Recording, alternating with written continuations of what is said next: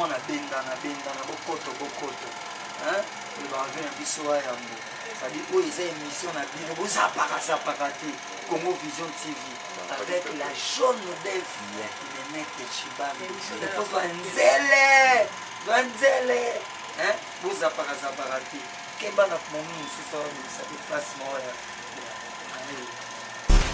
ba bel l'homme le wa biso hein ba mission ba kenga sango ba lobela mwa solo les missions la nénette de Chibambe la voix du peuple hein bazala dete otali moi so komisi nzambe hein yo bobe na biso hein la voix du peuple ozui wapi tala moi si komisi nzambe Congo Vision TV hein to landaka ngo bo s'abonner massivement pour monde ba biso ça dit boucle.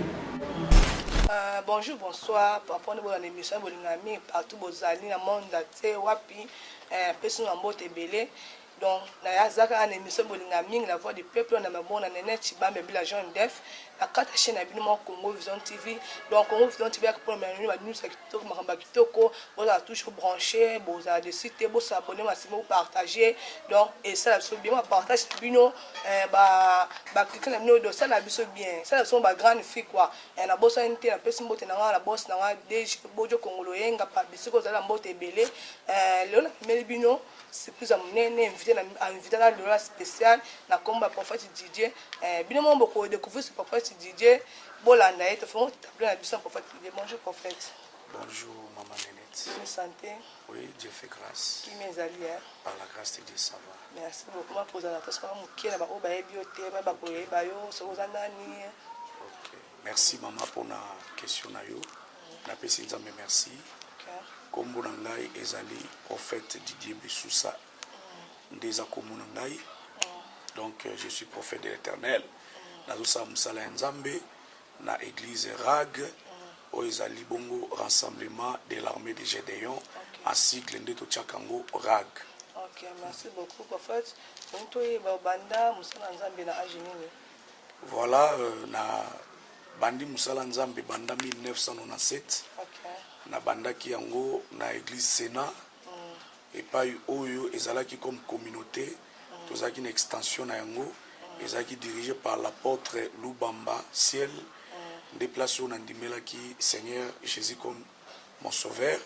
Alors dans 8 ans ya ko émerger kuna ko yeba mama nzambe et ainsi de suite de kuna na yaki ko longwa parce que kuna to yaki ko déplacer à l'époque tozaki en avant il y a kondimela Yesu alors tozaki na maîtrise ya parole té c'est ce qui a fait que au lieu tozala vraiment wana ndenge abakuki azoloba je suis à mon poste bon tondimelaka Yesu mais ba principe ba critère otambola naye tozaki na ngote c'est ainsi que tato longwe tokomi na kitambo ndenge na koma ko immerger na église musu na kitambo bo appel na ngai bandaki na ba mouvement wana ti peut-être que lelo na boyina devancer yo.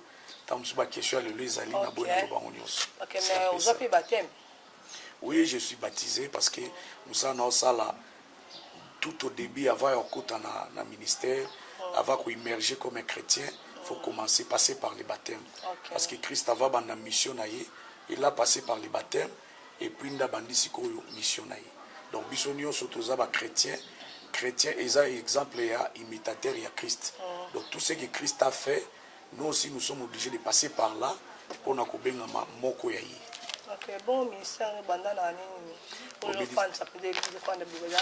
Au ministère est bandé en 2017 le 23 octobre. OK. Bandé en 2017 le 23 octobre, les to bandé musala oyo. Donc les lots oyo, ils ont toujours totalisé déjà plus que 5 ans. Donc dans 4 et demi, donc il y a 5e année.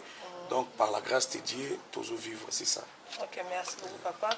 Papa, moi, question, tu as toutes nos questions, Charles Titenda,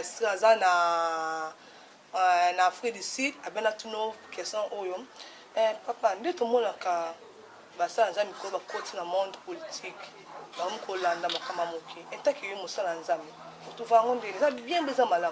En tout cas, papa Charles Titenda, Bisiko Zali, alors que le Seigneur te bénisse beaucoup. Okay. Tu as vraiment la grâce de Dieu à toi. Nzamba pesho mukumba mingi ya kusala pembeni ya bato baza élevé. C'est que yo un jour aux un programme élévation. La pêche mbote biso ozali bon séjour. Ce que yé awa ozali pamboli pour na biso. Alors on a bien expliqué par rapport il y a message oyo tuninga pourquoi les hommes de Dieu ça la ramine na politique. En tout cas na kati ya programme wana na koyi ko betela ngo tolote parce que surtout Australie Daniel Nzamba benga qui a travaillé na Babylone les a dit pembeni ya roi wana à l'époque c'était du politique mais Nzamba zwa qui a kotsa qui wana pas tout homme de Dieu donc il y quand même Nzamba kotsa qui est à kota qui na kati ya programme wana qui a sala na cour royale mais ils a prévu na basala Nzambe nyoso te comme aujourd'hui Nzamba robenga pe pasteur a sala musala ya Nzambe en même temps dans la politique. Donc on a penza na ko tia jugement makasi te parce que na yebi appel ya mutu te. Donc pour non mambo ça le pas nous na. Non pour nga eza malamu te. Mais soit pour na ko expliquer yango eza que na ndenge azo salela na yebi te o ya sola na Nzambe na ye. Pour nga na ko juger yi ki o sala mabe. Tamusu Nzambe mutakoti ekuna po kombo na ezala élevé na kati ya politique. Na yebi te. Peut-être que ya koti po biso ba mususu lobi to yebana na yebite donc moi penana loba eza mabe eza malamu eza te parce que na yebite ndenge aso na zana ngana katikati donc na yebite ndenge ndingi oya sola na Nzambe na ye c'est un peu ça. Merci beaucoup prophète couleur préférée na ezani bon couleur préférée nanga ezala blanc na noir. Blanc na noir. Oui. Mais tout côté na kati église prophète mon prophète chocolat na orange. Donc aux hommes ta renaissance bendeni. Bon, en tout cas, bana renaissance n'a pas si nous mbote. Pour nous blesser, vraiment, bana renaissance té, nazana katia renaissance té. Mais en tout cas, et ça surprise, ba maman, ba sala une église. Yebika ba maman, ici ka ozali, balinga ko sala moi biloko na bango pour na oluka ba décor na bango. Mais ngai préférence nangi za noir na blanc. Donc ba couleur orange na chocolat ou le ballon l'église. Non, ça ne dit absolument rien. Comme tu roules au lango, tu type rouge, tu type chocolat, tu type jaune. Bon, attaque tu n'as pas renaissance. Aïe, si quand on tombe la renaissance, t'es quand même. Dans un moto, il faut tomber la combat Yesu. Si on a un tombe la renaissance, c'est que Yesu a un cicaté. Ok, merci. Papa, l'église n'a pas besoin de baptême. Oui, en tout cas, comme on a des exemplaires. Na bandi vie chrétienne na uzo baptême donc oyo nyonso koya ko s'intégrer na vision Nzamba pesinga na alliance oyo donc tu dois passer par là. OK la chaque année bien année mo sala ka des fois bon cela n'a pas vraiment bané o ezara précis donc c'est-à-dire que ezaka likambo ke soki va wana yi et que moni batu baye babi ba ondimela. En tout cas faut que céder espace wana parce que c'est la voix du Saint-Esprit. Parce que Dieu peut envoyer même dans une année au baptiser Batu chaque fin du mois. C'est possible, Nzamba Rosala qui est après 3 mois, après 6 mois. Parce que tout le monde a besoin de choses, le 8, le 5e mois, bon, soit ça, donc à l'époque, le 8, le 5e mois, il y a une limite. Mais à l'état 5 aussi, il faut ça. Dès qu'on a expliqué, tous les serviteurs. Mais mutu nyonso ayoka Nzambe na ndenge na ye. Neti nga nazoyoka Nzambe ndenge otambusa ngai. Pasteur wana tambusa ko Nzambe il faut ataka baptême une année après. Tambusa otika batu ndenge wana 4 ans après. Mais ngai ndenge Nzambe bengelinga par rapport ya ndenge nazo immerger na œuvre na ye. Le soir na moni batu ba se présenter qui besoin se présenter. Moi na étouffer voix du Saint-Esprit présenter. Donc nous obligé na conduire batu wana pour que ba Nzambe parce que Bible lobi elanga eza munene me basali baza muke osoyi batu baye eke bazwa baptême po bakota na musala pourquoi nga na ko empêcher bango il faut baleka par baptême c'est ça papa l'église na yo amira pesa ni maka batu bakena ba pambo maka ba témoignage pesa. En tout cas maman Nenette na koyebisa yo pona likama miracle esika Yesu atombwami miracle eza obligé et salama. Parce que la Bible dit, voici les miracles qui accompagneront à ceux qui auront crié. Donc ils chasseront les démons, donc la délivrance faut ça là. Parce que ils ont vocation à battre sur bandimeli Yesu.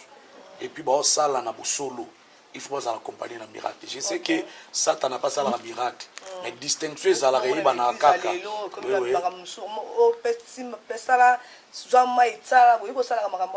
Bon, en tout cas, Naza a insisté, maman de net, donc Ozaka na malubananga. Donc je suis obligé, Yakoyo Kanzambe, Ndengenzamba Mangai. Oyo aotinda bataka mai, c'est qu'il y a Oyo Kanzambe, Ndengenzamba Holland, aotinda. Donc na évité, Zoma na TV, mais là, Zoma Icha Place Boye, Zoma Izong Saboye, en tout cas, Ezaka Kolandana, Ndengenzambe, Abengile Mutu. Donc moi vraiment, j'ai été en église. Batu bazo pambolama, batu baza béni. Ezana mingi awa, je crois que prochainement, ezamba liboso pe ya sukate oya. Tango koyamba la sima, je crois qu'on aura même les images. Toko lukato laksa yango, même avant émission, après émission, pour comprendre comment Nzambe azo sala musala na ye. Ok, merci beaucoup. Pour finir, tu kaka malobaka temps de la fin. Mais quand on peut éclaircir, abonner sur sa Vision TV. Ça balance en Zambie, bazo lanjo na moment pour partout bazali tant de la fin et ça nini les gens ndengeni ko yaka ndengeni mais quand on pas yo ça musala en Zambie non mais quand on éclaircir biso ko font pas biso batu biso bana so bazaki mambo bungi mais ko font ba na stade de la fin et ça ndengeni ça ndengeni. Merci beaucoup pour la question wana. Je crois que Bible Zoloba et bandeli pe suka makamnu so salaka. OK. Mokili otoya Bible Zoloba toza ba passager. Tous les bateaux, nous sommes appelés par passer. Donc quand nous sommes appelés par passer, c'est que quelque part, ils ont un soukamoko. Alors, Bible Zolo, dans 2 Pierre chapitre 3, verset 8, qu'il y a un temps pour toutes choses, n'est-ce pas? Donc la Bible dit que Dieu, il y a 1000 ans, c'est comme un jour. Un jour, c'est comme 1000 ans. Donc c'est-à-dire la souveraineté en Zambie. Dès que la mouki le loboye, pas n'aya go content 1000 ans. Dengue tozo à la 1000 ans, pas n'aya go content un jour. C'est-à-dire quoi? Je vais m'expliquer. Tant que Nzambe abandonne Mokili, tant que Salamaki, tu es bien abandonné on Adam et Ève. Il a commencé avec Adam et Ève. Il a compris que Moutouakoma est corrompu. Mabé côté na Mokili. Il a cherché à tuer le monde. Il a dit que Azwaki Noé, Aitizaki Noé, Abi Noé, Zwa Moisinayo, Zwa Bananayo, beaucoup tana H. C'était la fin. Donc Nzambe abomai Mokili na Mai. Donc, et comme déjà presque na 2000 ans. Alors, 2000 ans, on a dit tout le temps, dans 2 Pierre chapitre 3, verset 8. Donc, un jour, ils ont le coup là, 1000 ans. 1000 ans, ils ont quoi un jour.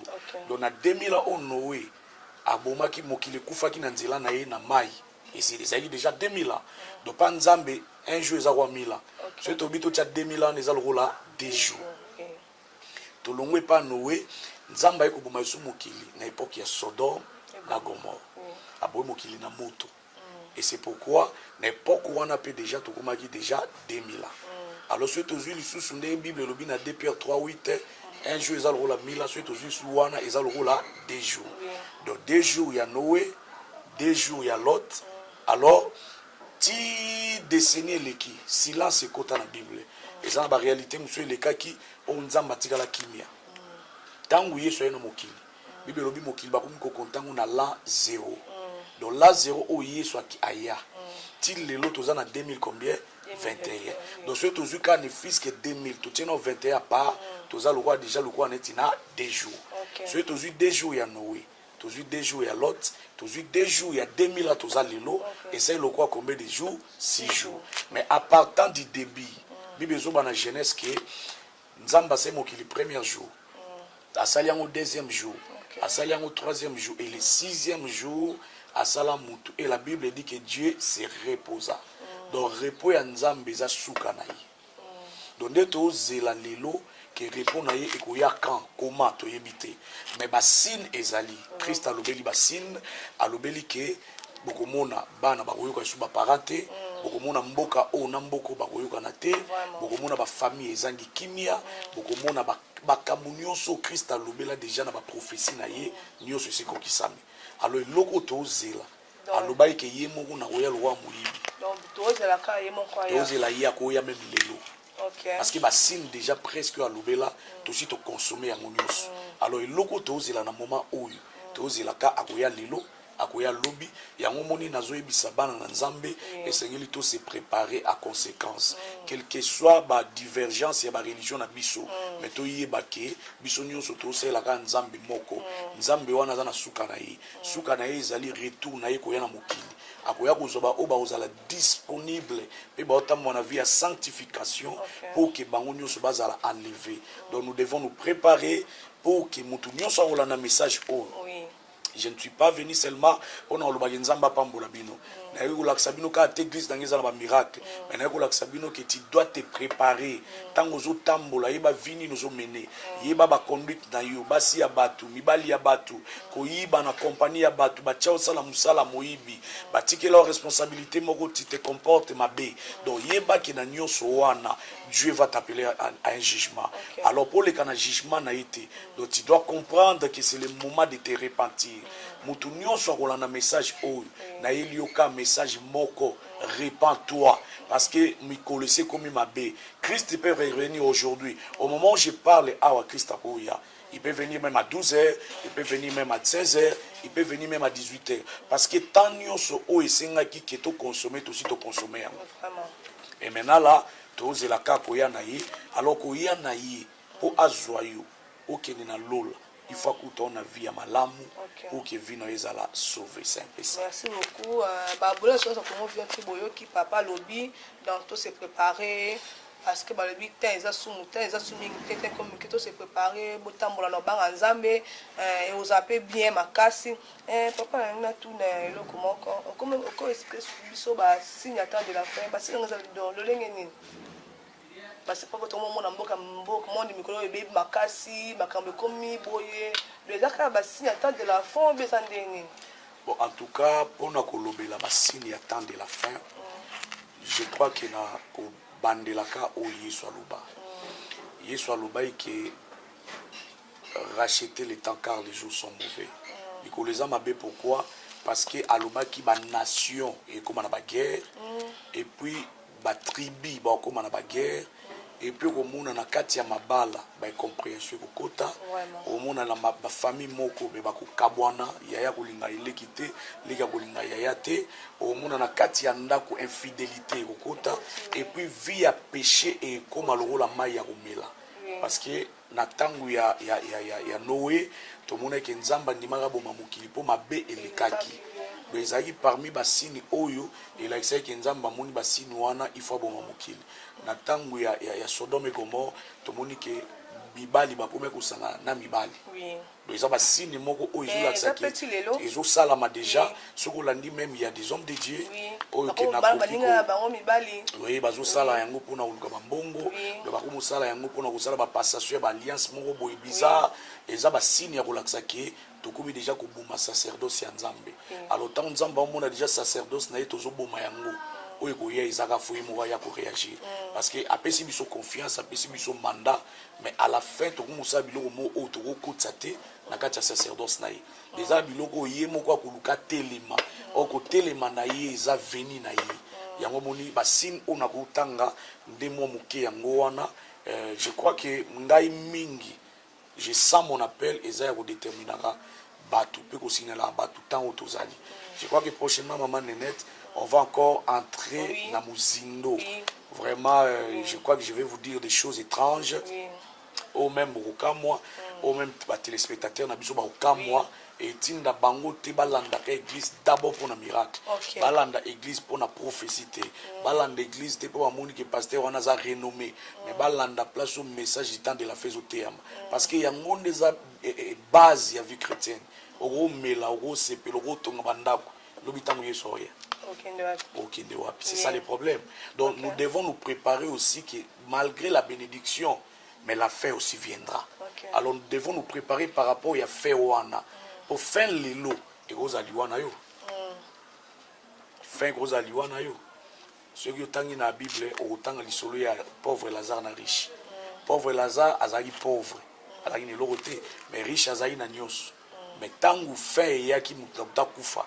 Bible dit que Lazare a été na sein d'Abraham, c'est-à-dire akendaki na ciel, mais riche akendaki na lieu de tourment, c'est-à-dire akendaki penza na place à kunyo kwama.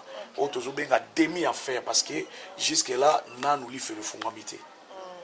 Donc kenena na le fongambité. Moi ça va kufa kwa kenena ba on fait. Ba on nyonso ba kufa, toza na deux endroits où tokendaka. tant que déjà riche à kenen allié du tourment c'est que ba oya nzambe ba kenen allié du repos c'est-à-dire ezana ba lié moko oyo nzamba prévoir d'abord avant to kuta na ba ciel mais ezana ba particularité ya bateau nzamba rosa les faveur au ciel mais selon les principes soki moto akufi lelo eke bando otambola malamu akino na lieu de repos tokenda lolamba la moko takino na lieu de repos donc kuno oke kopema so bato mabio bakufa bato mabio c'est donc bakopesa banganga banani donc baba tena bango direct lola te aka ke kopema na yena bon kokende lola ezaka kopesa contre rendu ke batindaki ozala nganga tokoma nganga ndenge donc akeli felo ba juger yo après ko juger yo lokola yesu ayena nanu te oke na lieu de tourment donc ok non li fait l'ôté parce que li fait le gens attend na yango ekufunga li fait le gens jusque là bloqué eza na la souveraineté en nzambe mo ayini makamwa ne leka mais dans un premier temps to ebiki so muta kufi obanga nzambe ok na lit du tourment na lit du repos obanga nzambe te ok na lit du tourment donc na lit du tourment on a eza wa demi enfer déjà demi enfer donc on a goûté déjà au mona lobby na yo so pour que na lieu de repos ozo goûter déjà demi paix au yeso apesa au lobby mais pas c'est pour que là en tout cas question wana ataku to ke otuni mutu nyonso awe bisoli felo mutu nyonso alinga te mais li felo ezali kamboyo et dépendre na venir ya yeso akuto ndenge kasi li lola so ok là faut te mona ba nzambe non lola otambo na bango nzambe mais ye moko alobi même les élis seront séduits même baeli baopengwa même baeli baoperdre foi donc ngai ndenge naza boye nayebi ke naotambola malamu nayebi ke naozela lola na kopengwa eza trop dit parce que toana mokili oyo mabe ezali mais nasengaka nzambe na losambo na ngai mikolo nyonso abatelanga na pengwa te parce que soki nabi nabeta tolonga na okota mais qu'est-ce qui te prouve réellement okota mais nasengaka nzambe na mawa na ye chaque jour nalamukaka atangela nga bolamu ke mokolo akoya ngai mpe nakota na bokonzi na ye. Ok, merci. Mais papa, mais conseil, on coupe ça, bah ça, on a mis bah mon office, bah comment dans bazar les bandes, les bandes, les conseils, on coupe ça. Merci beaucoup. Eza elo mo monene. Ok. Eza elo mo malamu pe question wana na pamboli na monzambe. Parce que lelo en tout cas musala na biso et baby. Eza sur na valeur te. Na ba lourd aviser ba koti na kata musala o. Des ans mutu mususu akomu pasteur pour na nzala.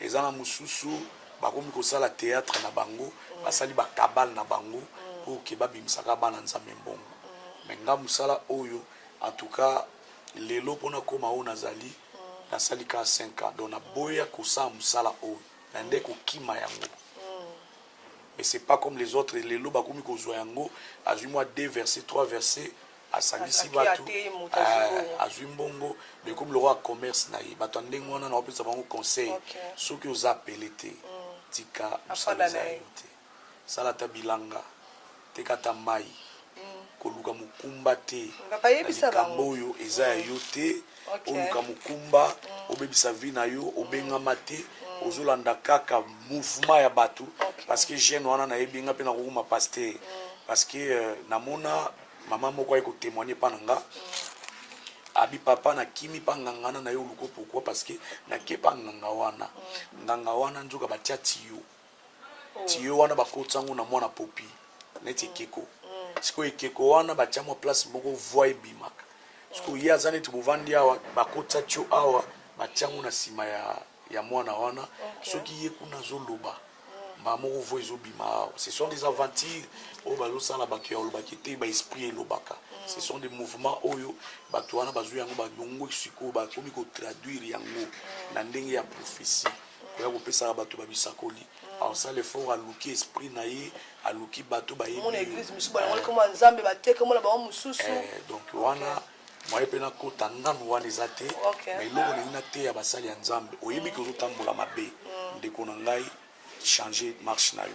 Ce que vous avez peut-être qu'appeler, mais il y a des réalités, ils ont comme là yo, au moment que comme il y a un message, na conseiller aux zonga. Parce que nous avons landé ça au lieu soit pesa kioté. Influence aux landa, les influences au bon maillot. Donc zonga lanzambe na yo, ça lanzambe no na motema no mobimba. Dieu va vous bénir. Merci beaucoup. Ok, merci. Bonne sur ce Congo Vision TV, nous avons prophète dans le lobby. Donc, tout changer vraiment, tout changer parce que mon plus bébé makasi et tout ma comme belé, tout changer tout temps dans le bar ensemble parce que toi quand on est là mort, so rater l'ifelo au côté lola, so rater le côté l'ifelo. Donc, bon temps dans le bar ensemble, vous allez payer bien makasi ko aider pébiso, surtout basa ensemble. Botama surtout bino penza bino minde ofingisi l'église ya RDC botama no banga nzambe ezape bien parce que bokoti na makamsusu na kati ya tonga ce n'est pas bien totama no banga nzambe babona sukaka lelo baka babona sa Congo Vision TV bo s'abonner bo partager donc to suki lelo te ya makambo minene ekoya donc ngana papa to suki lelo te makambo minene ekoya to soyoka papa lui a son message message mon pas mener biso awa mais bon na bi mutu moko tabima nena tiba mazaka pour on se pesa bino pas mener son message to so ka papa message ni na même so na nzambe thème nini oyo to kuta na ngona bino lelo na émission na bino molinga mi na voix du peuple to ka papa. Merci beaucoup naza na programme moko za na mois d'août. Je crois que moi wana eza moi moko ya bénédiction vraiment. Il y aura des particularités de grâce au Toyamba. Il y aura un homme de Dieu comme le prophète Blaise. Il y aura aussi un homme de Dieu comme le prophète Congolo. Donc nous avons travaillé à une sélection prophétique des prophètes, disons. Donc ils ont le rôle à campagne. Donc parce que ils ont milulu ya minene. Mais tout tchango na forme ya convention parce que tokobenga bato belé baya koyo katem nango ya munene za Yahweh Luba. Donc Yahweh Luba wana nde ko sakisa biso na mois d'août awa.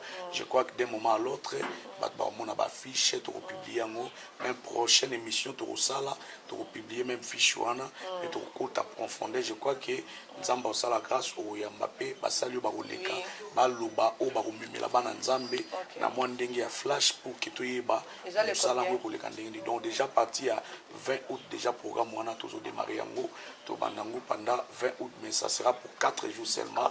En tout cas na bengi batu partout dans le monde bozali église na biso ezali na commune ya Ngaliema.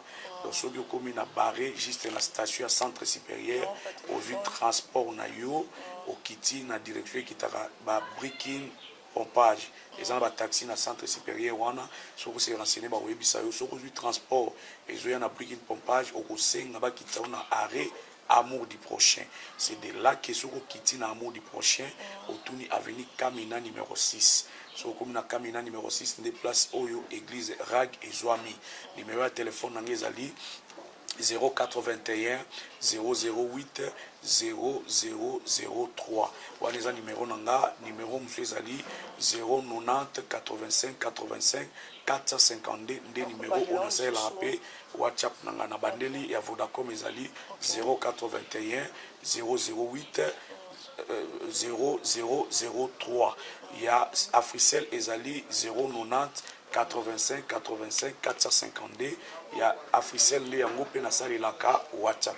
Nde yango wana ezalaki pona kopesa ba coordonnées ya église na biso pe référence na yango à partir déjà 20 août atayo landika lelo soki déjà au comprendre adresse oyo à partir déjà 20 août au ko poussa na parce que milulu ko banda to bandango déjà na pourquoi ba 17h jusqu'à 19h je crois que koya na yo ozonga ndingo ya kité. Dieu va te bénir. Merci. Merci beaucoup.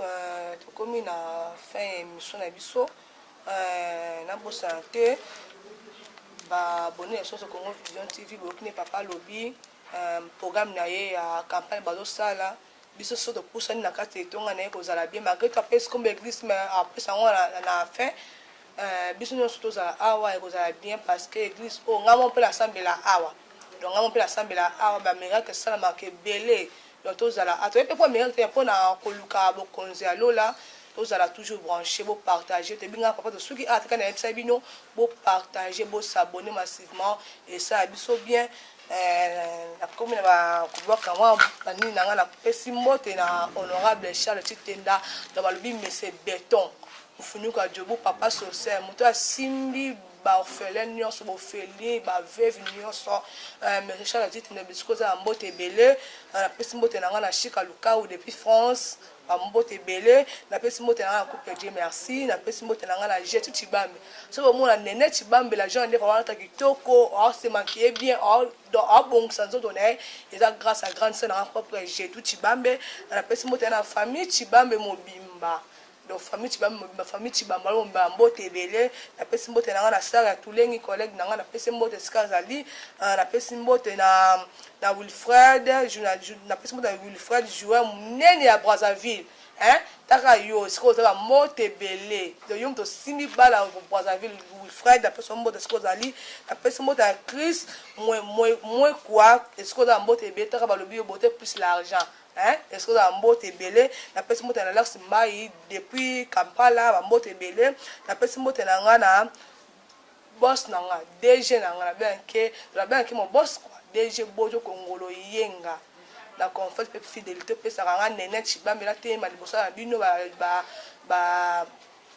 ba bonne biso nyonso esika za na pesi mbote Bojo Kongolo yenga ba mbote belé na pesi mbote na Priska Moi na pesi mbote na nga na Dede Chibambe balbi moi ça taille moi ça mbiji la grande sœur propre hein na bien que les grands journalistes le journaliste mnena mboko Dede Chibamba lo bisiko za mbote belé mama na Kelia ba mbote belé bisiko zali papa poso za mo lo koloba koloba merci na pesi merci na mama Nenette et na caméraman na biso en tout cas musala malamu nzamba pesa bino vi mulai je crois que ezamba liboso te to kubanda kosala ba émission pona ko te ya libota na nzambe non seulement ba miracle mais ko talisa bango ke Yesu azoya mission na nga yango wana vraiment pona ko interpeller batu ko zongisa conscience ya batu ke Yesu azoya kombo église na biso ezali RAG donc rassemblement de l'armée de Gédéon AD c'est-à-dire que Adouane l'axi armée de Dieu, armée de Dieu, arsenal de Dieu. Yango monique église na biso vision nango ezali pour na ko pousser batu na vie de prière, pour na ko pousser batu na chrétien nzambe, pour na ko pousser batu na voix du Seigneur. Yango na pesi mbote na ba mama nyonso église RAG. Moyena tanga bakombo na bino nyonso ezate mais na lingi kaka bino mingi bandeko nyonso ba fréquentaka vision o nzamba pesi ngai ezala ba papa bilenge basi mibali nzambe apambola bino vi mulai na bino nyonso je crois que ba soutien na bino nde yango ekomisi biso lelo ne tapo tozali na yebi ke kaka na ba soutien na bino tokosa esu koleka o tozomona lelo en tout cas mutu nyonso oyo a contribuer ka assistaka na église oyo ndenge mama journaliste to molinga yawa ba couleur belé ya renaissance donc eza ba mama moko bazana kati etonga nde basalaka misala na bango donc nazondima ki baosa plus que oyo lipamboli na ngelanda ba mama nyonso pe lipamboli na nzambe ezala na libota mobimba église RAG merci. OK merci beaucoup mais boye ba pe ki na sima caméra zaki nga morote na kila mosa pembe Jemima dans la pesi mbote caméraman na nga mo propre na pesi mbote na boso nda pesi mbote na nga ba connaissance na nga nyonso ba mi na nga nyonso c'est fora na pesi mbote skozali na pesi mbote na Pamela Mante na pesi mbote na Loïka na pesi mbote ba onso balinga Nene Chibambe ba mbote belé tokutana à la prochaine. Moi na benda na bokoto hein le bavin biso ya mbo c'est-à-dire où ils ont émission na bino vous apaka te Congo Vision TV avec la jaune d'œuf le mec de Chibambe il faut nzele hein vous apaka te keba na momi c'est ça se passe moi ba bel homme le wa biso boy hein ba mission ba kenga sango ba lobela mamba solo les missions la Nenette Chibambe la voix du peuple hein bazala dete otali moi so komisi nzambe hein yo bobe na biso hein la voix du peuple ozui wapi tala moi si komisi nzambe Congo Vision TV hein to landaka ngo bo s'abonner massivement pour monde wa biso ça dit boucle